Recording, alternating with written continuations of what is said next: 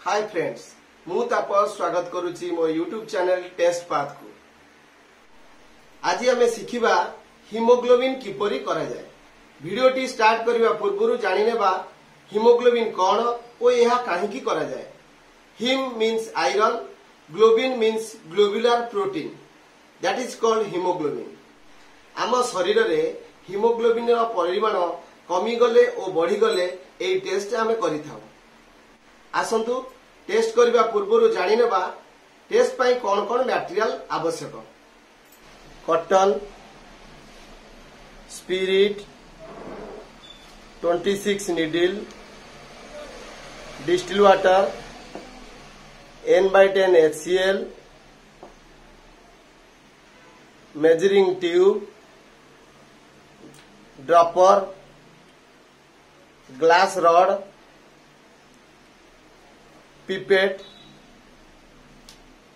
हिमोमीटर। देखंतु 2 मार्क पर्यंत आमे N/10 HCl नवा।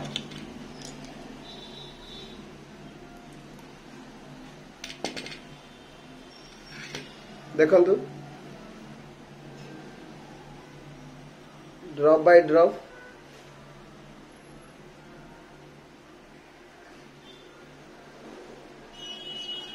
एबे देखंतु 2 मार्क पर्यंत N/10 HCl हे गला।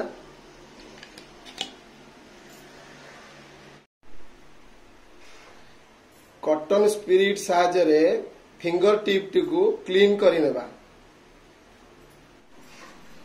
देखंतु 26 नीडल रे आमे एबे फिंगर टिप को प्रिक करि नेबा। देखंतु एबे ब्लड रिलीज हैला। वर्तमान प्रथम ड्रॉप ब्लड टाकू पोछि दबा। एबे पिपेट साहाय्य रे ब्लड टी को पिपेटिंग करिवा।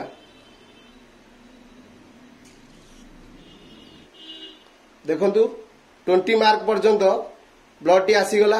वर्तमान हमर 20 माइक्रोलीटर दरकार थिला, ठीक 20 मार्क पर्यंत आसी गला। वर्तमान ब्लड टी को मेजरिंग ट्यूब मध्य को पुश करिवा। कॉटन टी दे दवा।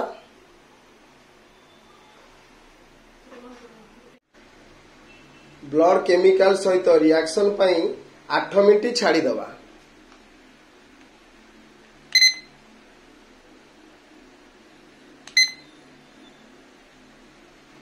देखंतु ब्राउन कलर डेवलप हे गलानी।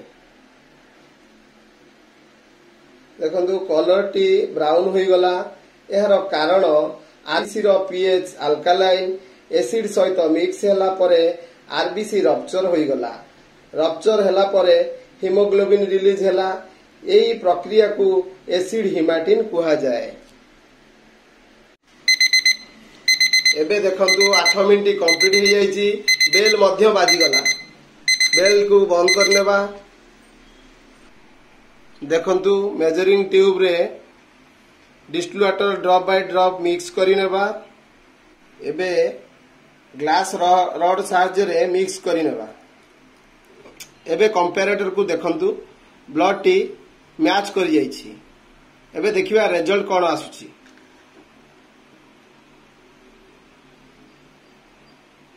ट्वेल्व पर्यंत अच्छी तो हिमोग्लोबिन अच्छी 12 ग्राम परसेंटेज।